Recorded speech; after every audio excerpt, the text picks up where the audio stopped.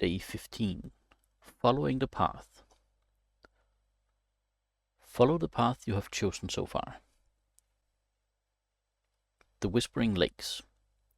The water spirit's plea echoes in your mind as you set off on your new mission.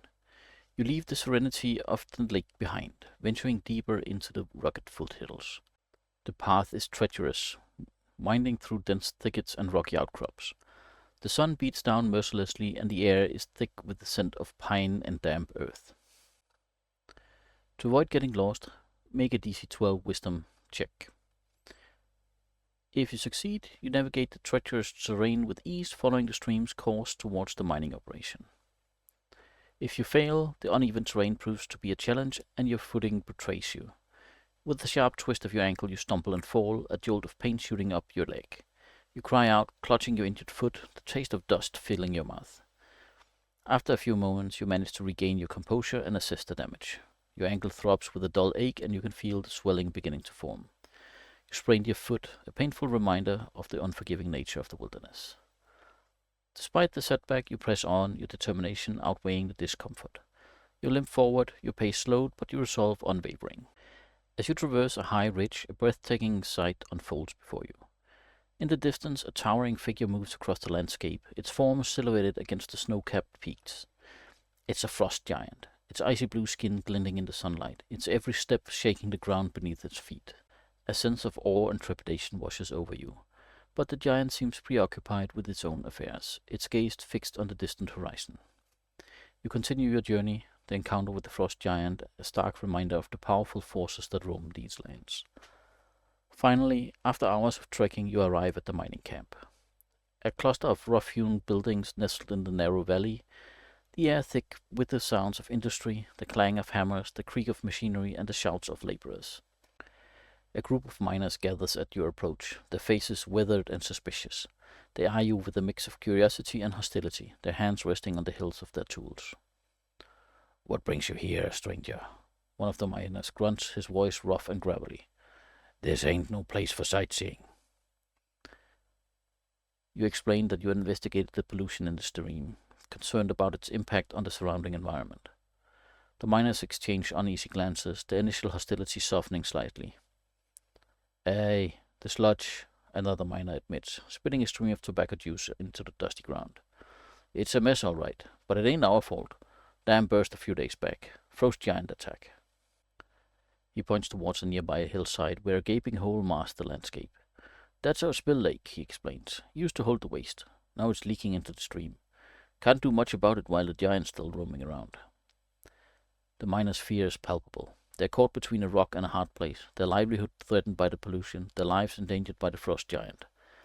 You realize that solving this problem will require more than just stopping the pollution. It will require addressing the root cause, the frost giant and its destructive presence. The river's source.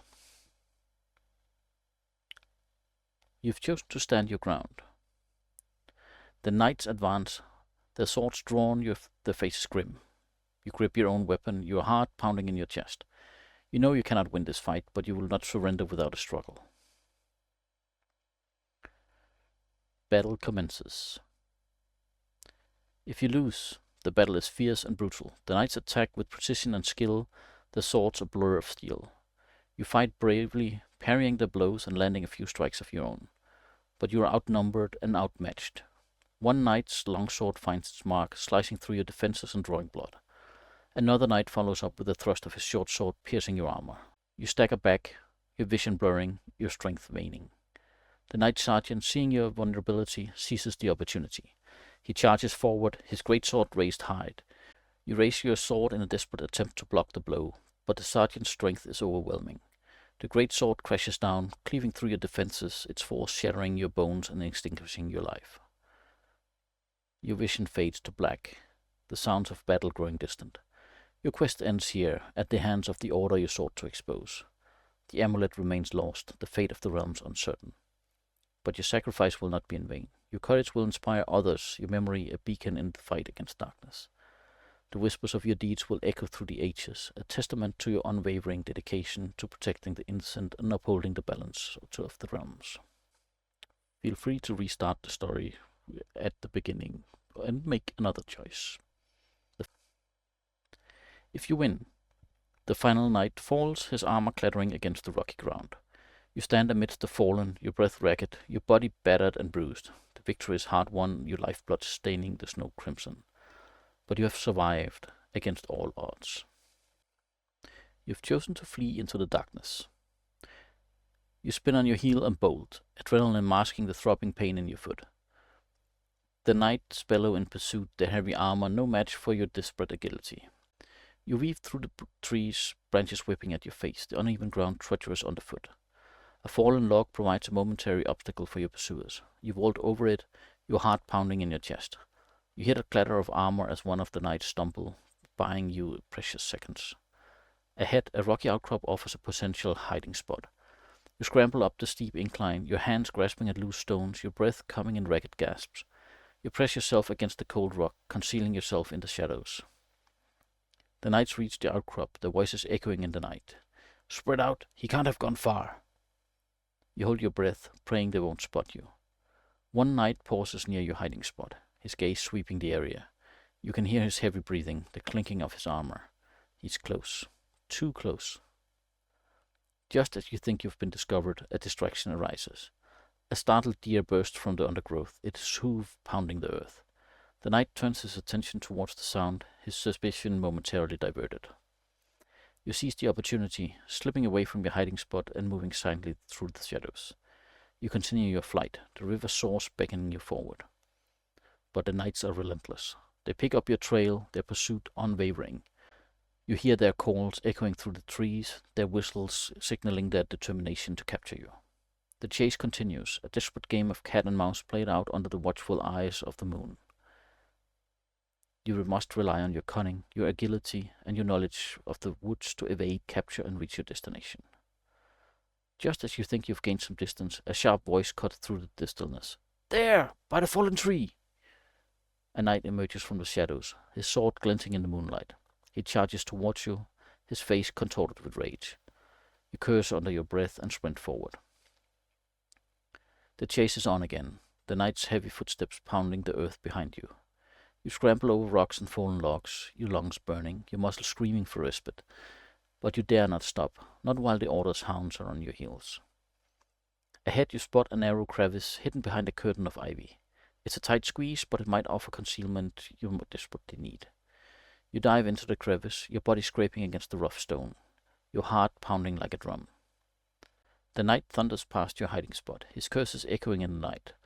You hold your breath, listening intently for any sign of his return, but the sounds of pursuit fade into the distance, replaced by the gentle murmur of the river. You wait, your body pressed against the cold stone, your senses alert. The minutes stretch into an eternity, but finally you're certain you have evaded capture. You emerge from your hiding spot, your body aching, your spirit weary, but your resolve unbroken. The river source is close now, a beacon of hope in the darkness. You push forward, your footsteps lighter, your heart filled with renewed sense of purpose. You will reach your destination. You will find the amulet, and you will expose the Order's lies, no matter the cost. The Forgotten Shrine. The valley opens into a network of caverns, their entrances veiled by cascading vines and moss-covered rocks. Sunlight filters through the cracks into the earth, illuminating the path ahead with an eerie, fragmented glow. The air is thick with the scent of damp earth and the faint echo of dripping water. You venture into the caverns, your footsteps echoing in the vast emptiness. The path twists and turns, branching off in multiple directions, a labyrinth of natural tunnels and chambers. The silence is broken only by the occasional scuttling of unseen creatures and the distant drip of water echoing through the caverns. To avoid getting lost in the confusing network of caves, make a DC 14 wisdom check. If you succeed, you continue your journey through the caverns, avoiding the poisonous mushrooms growing in patches around old skeletons of animals. If you fail the navigation check, you stumble into a patch of poisonous fungi. As you brush past the glowing spores, they release a cloud of toxic fumes. Make a DC 12 Constitution saving throw. If you succeed, you manage to hold your breath and escape the chamber before the fumes take effect.